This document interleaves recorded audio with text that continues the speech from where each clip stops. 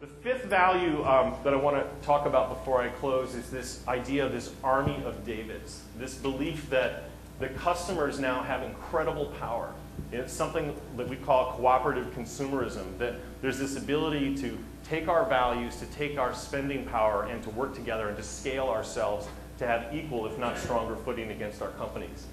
We spent time in Chicago with Andrew Mason, got a tiny little business called Groupon that no one had heard of a year ago.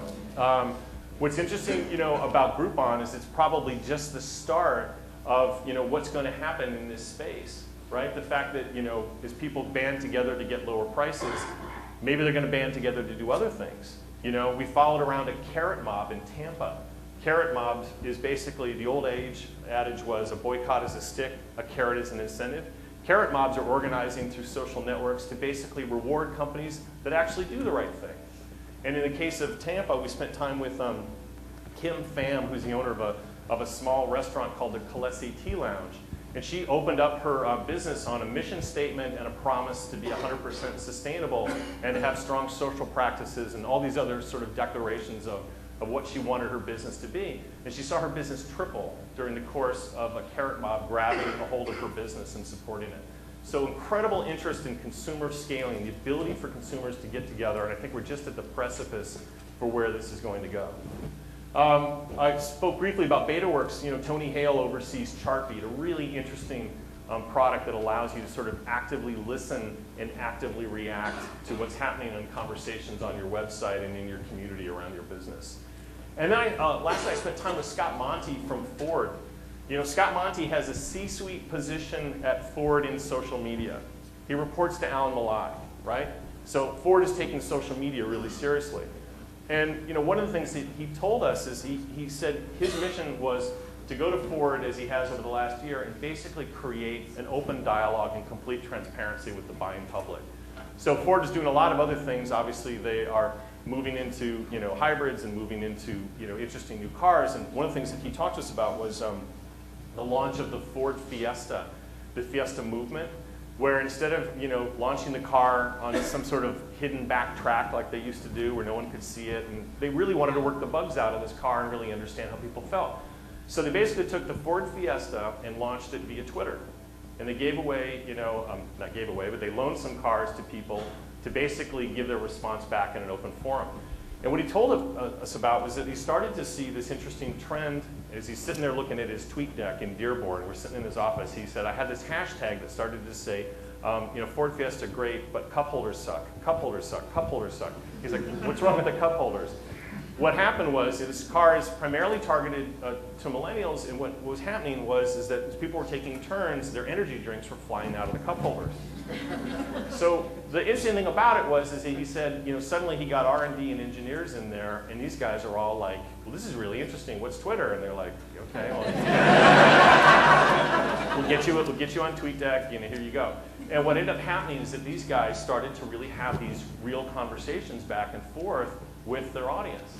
So I think there's some big issues there in market research. What's noise and what do you listen to? But the point was, Scott was saying that it started to break down silos in the company, right? Is that you had R&D and engineering starting to have these open dialogues with the buying public.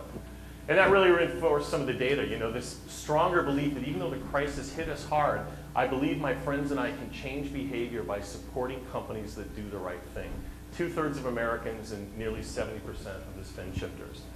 And then this idea that I make it a point to buy brands from companies whose values are similar to my own. Again, those values aren't extreme. Those values are sort of common sense, empathy, exchange, connecting to the things that really matter to me in my life. And these sort of social ideas are flourishing. We talked about carrot mobs. We didn't talk about cow poolers. We came across cow poolers in Kansas City. Again, concerns about food quality, whether it's eggs or beef. This is a great way to get access to high-quality food by buying shares in, for example, a steer. Or the idea of empty miles. Has anybody heard about this program? It's going to be an interesting program of co-opetition between manufacturers and retailers, which basically is built on the insight that 25% of all trucks on the nation's highways are deadheading, which means they're traveling empty. Not good for business, not good for the environment. So what they've done is they've created geolocation-based programming that allows different companies that participate in the program to track where empty trucks are and basically borrow and exchange a barter system of trucks, helping reduce shipping costs and helping the environment. And then, Alice.com, is anybody using Alice? Give away a bit of your information, get better prices. Another interesting sort of business model. And then we followed around Koji. Koji is a restaurant that doesn't really exist in one place. It's a taco truck in LA, 3 taco trucks to be precise, and the only way you can find them is on Twitter. And so we spent a really hysterical afternoon chasing around the Koji truck with all these other people, up and down Ventura Boulevard, trying to get access to really tasty tacos. We spent time with Walmart. A lot of these things I talked about are startups. There's a lot of really big companies that are getting this space. Walmart in its 11 Moms program is essentially a consumer advisory panel of these mommy bloggers, these super empowered, really awesome digital moms that are giving Walmart a really great, on-the-ground, real-time perspective of what their shopper is looking for.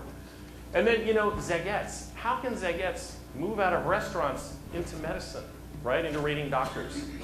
Who had that in the business plan? Like, what was the credentials that Zagettes could do to have that? And I think the point there is that the strength of the brand is based on the interaction of its community and its ability to create its own legitimacy. And I think that's what you'll see as you look at some of these consumer-based models, where they're going to go next. So in summary, I stepped away from this sort of year of research and this traveling with a very sort of optimistic picture for America, a new consumer that's emerging, a belief that we are moving really from sort of mindless to mindful consumption and from a credit to a debit society. And the big difference there is that what's important to us now is the money we're spending is ours. It's not Capital One's. And because it's ours, we're going to be taking a much more closer look at the companies and the brands that we choose to do business with. The other thing I think it's really important is that we got to get rid of this word consumer. I'm guilty of using it this morning, but I got to tell you, consumer is actually a very sort of antiquated word in the post-crisis age. A consumer basically suggests a mindless, gobbling beast of indifference that's going to ingest anything you throw out at them. And that's not the case. Not only is it 25 years of marketing power, ability to have social networks, but a much more discriminating, thoughtful customer that has emerged. And then lastly, I think this is just a thought, but I feel that capitalism has a tremendous opportunity in American business right now. That there's this massive sort of customer-based audience that are looking for value and values, and that perhaps we need to maybe rethink the way we think about America, that it could actually be an emerging market of opportunity for the businesses that choose to really reconcile that paradox between people that want value and also want these values that they speak of. The previous thing has all been about, well, if you want organic, you got to pay for it. Or if you want this fair trade, you got to pay for it. Well, perhaps maybe there's going to be some great businesses that are going to cross over both those divides and create a really new, exciting opportunity.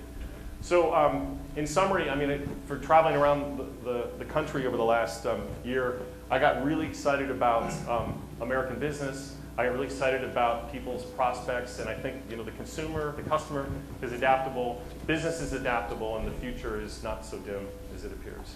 Thank you.